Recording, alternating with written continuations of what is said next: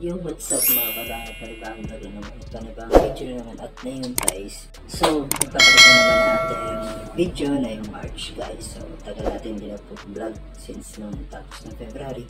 Ba't napag-vlog sa ngayon ay may mga issues na naman na kumakalat guys. Is etong parang isang vlogger na naman guys, ang aksidente dito sa parang Bicol.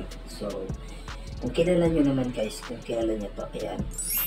Kung kilala nyo si Lady Rider or mas kilala si Princess Alamir. So, isa sa mga sikat na vlogger, sikat na vlogger from Rock. And ano siya guys, isa siyang estudyante ng Bicol University or sa PU.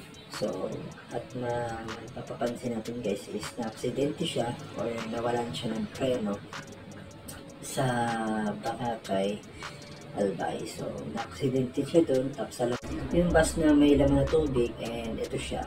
So, sabay silang dalawa na, sabay silang nasa gitna ng ano, na daan like example ito.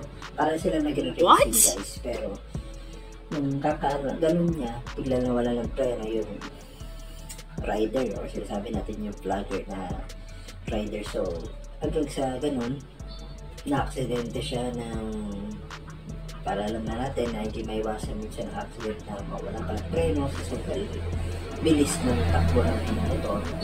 And alam niyo naman na ganoon talaga sa takbo niya guys, at hindi na niya napansin na bigla siyang nawala ng preno, nadulas. And hindi niya expect yung gulong na truck ay hindi ko siya expect kung nasagasaan siya.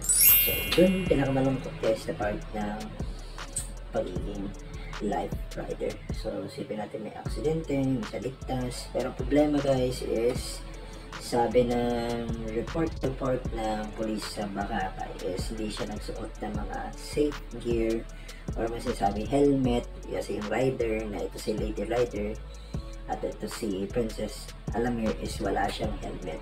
Na nalaman doon sa balita na talagang ano siya, open yung mga ano, kita yung skins niya, kita yung sa katawan niya, wala siyang almost safety gear sa katawan, kaya yun ang pinakamayroon talaga pag na-accident ka.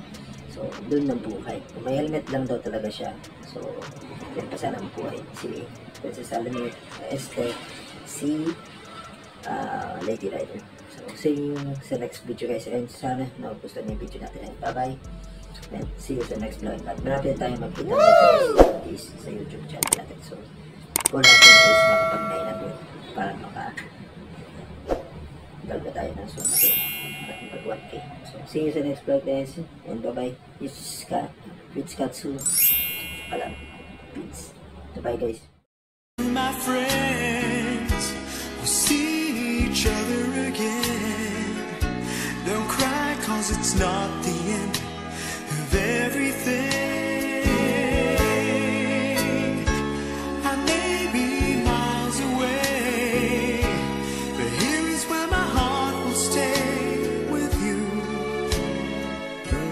my friends, with you.